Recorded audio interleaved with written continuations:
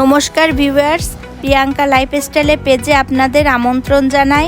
আজকে আমি আপনাদের সাথে শেয়ার করব কাঁচকলা আলু দিয়ে ইলিশ মাছের ঝোল রেসিপিটি।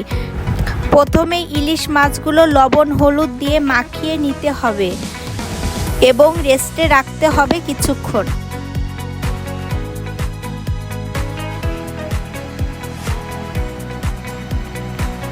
এরপর কাঁচকলার মধ্যে যে আঠার মতো থাকে সেটা উঠানোর জন্য হলুদ ও লবণ দিয়ে মেখে ধুয়ে নিলে উঠে যাবে। কাঁচকলাগুলো ভালোভাবে ধুয়ে নেব।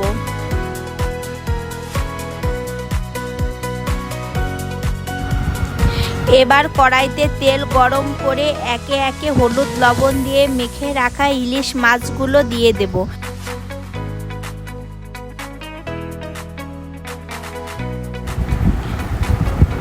মাছগুলো অন্য পাশ উল্টে ভেজে নেব।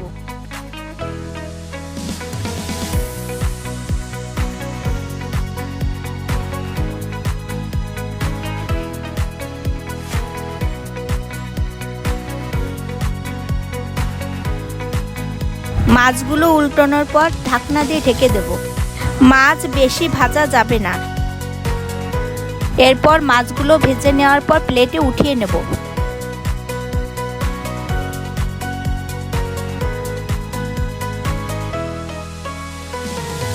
অন্য মাছগুলো এভাবে ভেজে নেব।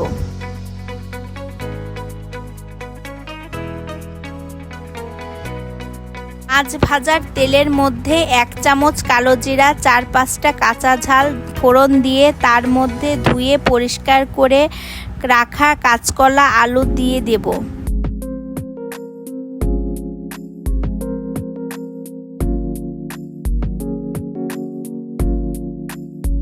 একটু নাড়াচাড়া করে ঢাকনা দিয়ে ঢেকে দেব।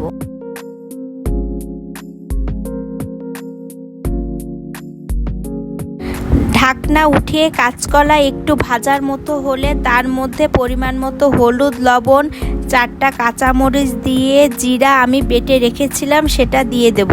পরিমাণ মতো ধনের গুঁড়াও দিব।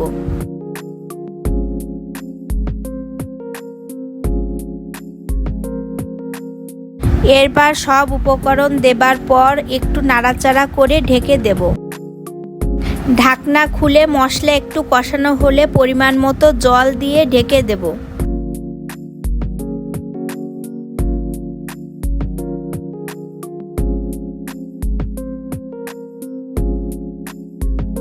ঢাকনা উঠিয়ে মাছের ঝোলের মধ্যে কাঁচকলা আলু সিদ্ধ হয়ে গেলে তার মধ্যে ভেজে রাখা ইলিশ মাছগুলো দিয়ে একটু নাড়াচাড়া করে ঢাকনা দিয়ে ঢেকে দেব।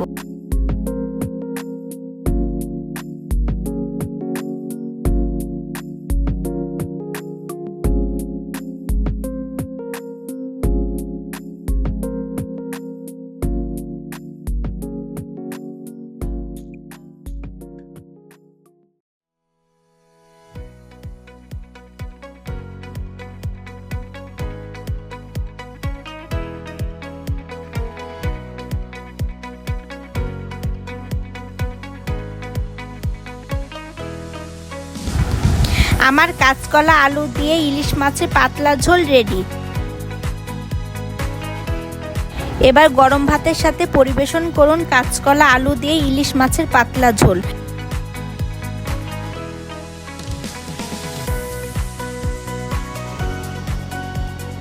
রেসিপিটি ভালো লাগলে লাইক, কমেন্ট, শেয়ার, সাবস্ক্রাইব করতে ভুলবেন না।